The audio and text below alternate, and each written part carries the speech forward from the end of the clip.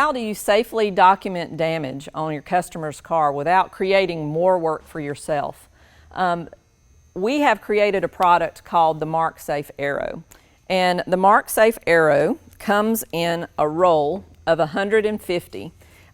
They are quick release vinyl that actually peel off very easily, allows you to write anything you want to document. They come in 3 different colors. They come green, yellow, and red, so you can use it to document different processes.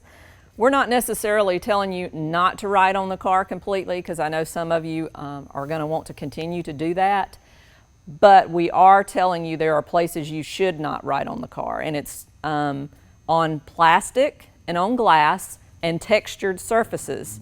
Then you also have to be concerned. I can't tell you how many times we've had people say, well, I wrote with a grease pencil on a car marking something else, and it tattooed that grease pencil mark into a scratch that was on the car that you didn't even see, and now you're repairing that in addition to the initial repair.